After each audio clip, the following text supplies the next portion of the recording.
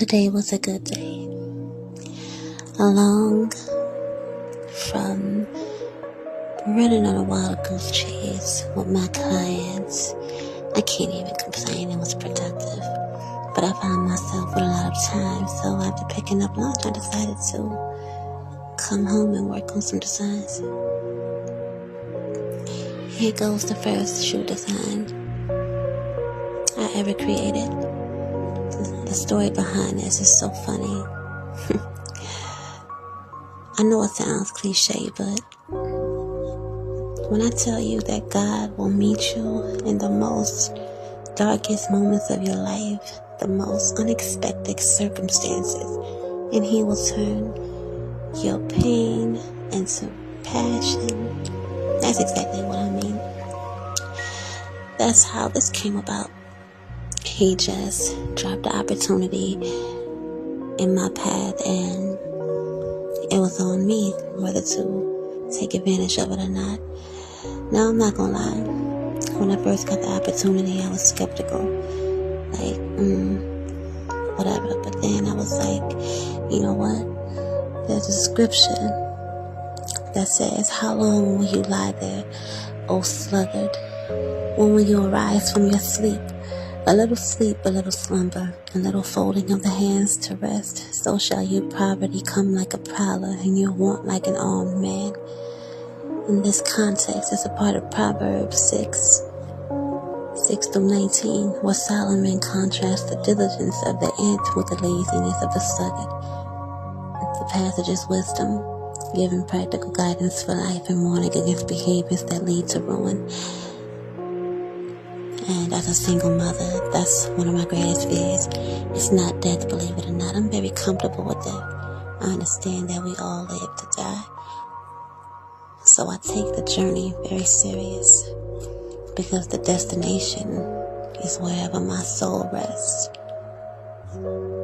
So I find myself asking God to help me number my days so that I can keep my hands on the plow and not be complacent, but be content with where I am now, because I only know that as long as He continues to order my step, I will continue to make progression. But that's more easier said than done. And this is how we got here. See, the key to life is consistency, faith, and seizing the opportunities that God placed in your path. And to remember that every open door is not a door for you to walk through. And if it's God's will, then it will always align as long as you take action to pursue it. Like I said, the story behind this is so funny, but I digressed. It was also a couple of scriptures that just has me in a sense of urgency to make sure that I do not continue to repeat the same cycle in my bloodline. There's also a scripture in Proverbs 13:22 that says, "The good man leaves an inheritance to his children's children, but the sinner's wealth is laid up for the righteous." And this is a part of Proverbs 10-15, where Solomon contrasts wise living versus foolish living and the outcomes of each of them. This verse addresses generational impact, showing that wise, godly decisions today affect not just you, but future generations. The inheritance here isn't only material wealth, but it can include wisdom, faith, values, and spiritual legacy. That's kind of what I've been on lately. I figured that even though I might not step into the generational wealth, at least I can set it up. Somebody gotta do it, if not me, right? Somebody gotta do it, if not you, right? So I guess the spiritual application of this message through creativity be God honors faithful stewardship. And the choices we make now can bless generations to come. And legacy isn't only about money, it includes faith, integrity, love, and wisdom. And we should possibly and maybe avoid short-sighted living that seeks immediate gratification. Think generationally in all areas of life. Invest in your children and grandchildren spiritually, emotionally, and materially. Live in a way that your actions today create a foundation for future generations. Trust that God can redirect even what seems lost from sinners to benefit the righteous.